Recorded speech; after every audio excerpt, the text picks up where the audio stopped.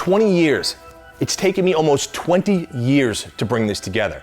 You see, I've known the owner of this car for that long. I've known this car for that long. The shirt that I'm wearing right now says the House of Muscle. But today, we are in the house of Totem, and I'm gonna tell you right now, y'all are not prepared for this.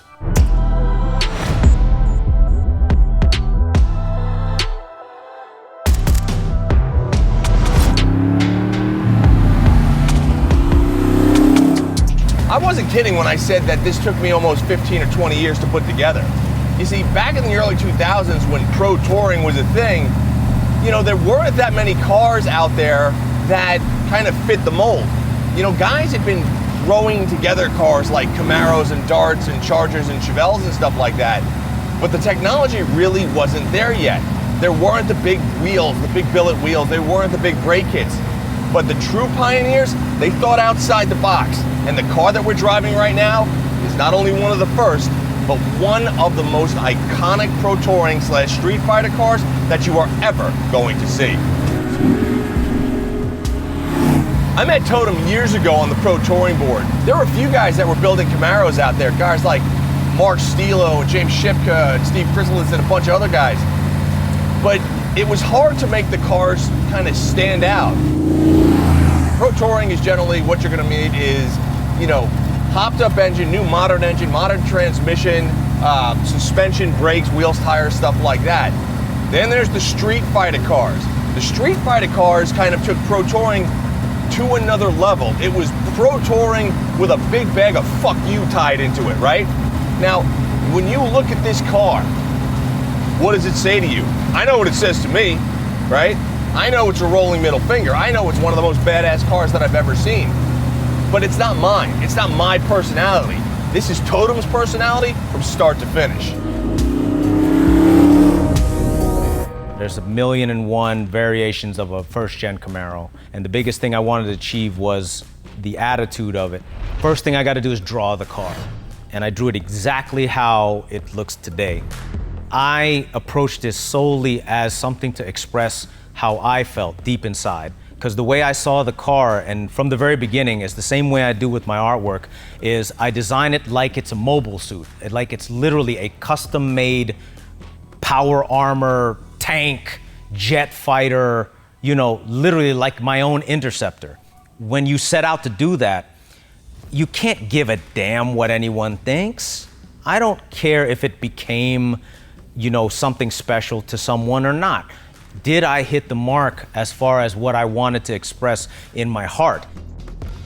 So my dad had a '68 Camaro when I was young, and he was building that car from the ground up. And this was in the 80s. And what had happened was the car that he had spent most of his time building unfortunately got stolen from him when I was 5. Right after that car was stolen, a lot of bad things had happened to my family. It was a reprieve for me to turn history the other way by getting another Camaro, right?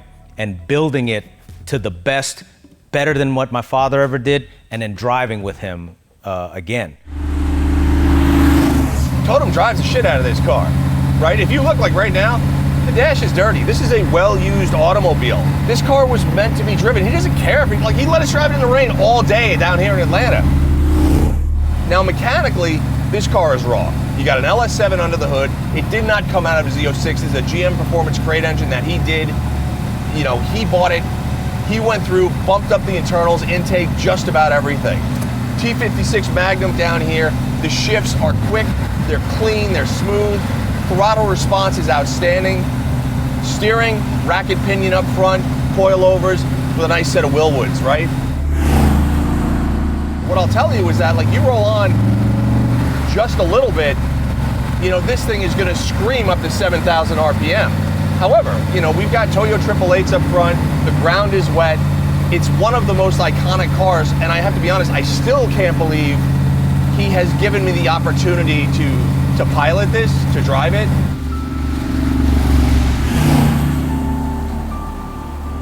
As she has grown with me and I've gotten older, she's gotten older with me, and I've accepted certain things about the car that is like, Most guys, they don't do. You know, and I'm not gonna get a scratch on it, I'm not gonna get a bump on it. No, I said, I'm gonna let it grow old with me, I'm gonna let it age with me, it's gonna get the same wrinkles as me, my kids are gonna ride in it.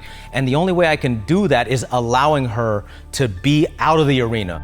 When I used to drive it, it used to have a Kirky seat with no covers on it. It used to have a cage in it. I took the cage out. It used to have no sound deadening. I never changed how it looks. It's gonna stay exactly how it looks. The only difference is now I'm removing the armor. I'm taking off its brass knuckles. And realistically, I feel like that's a great ending for her, ultimately, as I get older. As an artist, you should never have boundaries. You should be ready to express yourself with what you got at the time. Be it a domestic vehicle, JDM, even a diesel, caring for your car is of the utmost importance. You know, Peak Products offers a variety of things that are right for your car, from coolant to headlights to washer fluid to even diesel additives. So head on over to OWI.com right now to check out which product is right for your car. You know, Totem built this. He knows every single aspect of this vehicle. But for me, it's a different story. I've seen it, I've read about it, I've followed him, but to be behind the wheel is something totally different.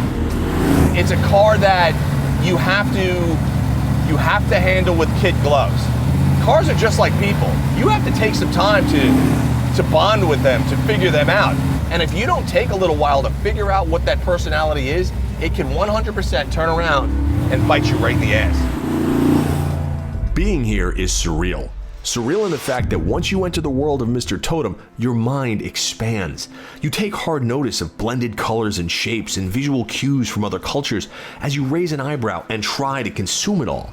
His brain, it never shuts down. He is a predator who scans his surroundings to grab its best attributes because you know deep down he's storing them until he's ready to create another masterpiece. The thing is with art, right? As when you're born an artist, everything is an expression, every single thing. It doesn't matter if it's your clothes, it doesn't matter the way you do your hair, etc. These cars are just another medium in which to express yourself. Now, the expression part is truly based upon how you are as a person. I'm naturally aggressive. This is the way I am. So everything, including my graffiti art, whether it be my cars, I don't care if I'm baking bread, the way I approach it is always going to be with a little bit of edge to it. Everything I got's got spikes on it, some damn where. All my graffiti lettering I'm known for is very aggressive looking. It doesn't look like whimsical and playful. It looks very expressive. It looks very sharp. It looks like it might bite you and punch you in the mouth. And that's how everything that this car has kind of like become, it expressed that very, very, very innately. Best modifications are all about subtlety. My front end of the car, which is carbon fiber, my whole car is lengthened 3.5 inches on the top side of the bird beak and then 2.5 at the bottom. The car has shaven stuff everywhere, a la my Volkswagen days. So all the turn signals, all the little side markers, anything like that. My door handles are from an Audi A6. The front windshield is laid 1/2 inch backwards. That one I got from Smokey Unique. When I made the side exhaust come out, I did it for 2 reasons. For one, it looks badass, but for 2, it warms up the rear tires quickly. Of course, I have my meatballs on the side with the 187. Now, what is the 187? Anyone who listens to hip hop music, 187 was the case that they gave me. That means murder. The whole car is blacked out, murdered out. I TIG welded strips of aluminum to make the whole grille by hand. I painted the car, of all things, with spray paint. This is 11 years later. That's actually Rust-Oleum spray paint. I got a cut and narrowed rear bumper, grafted it in. I shaved the rear splash pan and finally made these custom taillights in the back, which I called the Vengeance Taillight Infinity Taillights. You look around this car, there's a lot of stuff going on. My favorite though, and this will tell you everything you need to know about this van. There's a car seat in the back.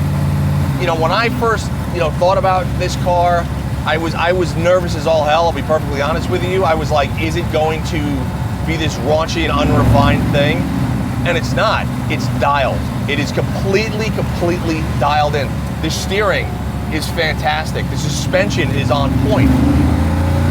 Everything works beautifully. The LS7 is flawless. It runs great. And you're talking about a car that was built a long time ago. The reason why we love these cars like this, it's like we have that little Hot Wheel car. That's my car right there. That's my character. I can't wait to get out there in that thing. And you just want to see it in real life. Don't have anyone tell you that it can't come to life. It can. The thing is that you have to be brave. I mentioned earlier that it's taken me almost 15 years to put this together, meaning me and Totem in the same place with vengeance. Now, I've shot a lot of cars over the course of my career, but never have I shot a car where it so perfectly epitomizes the owner and his personality. When you look around here and you see everything that he's done, this is just Totem's world. We're just living in it.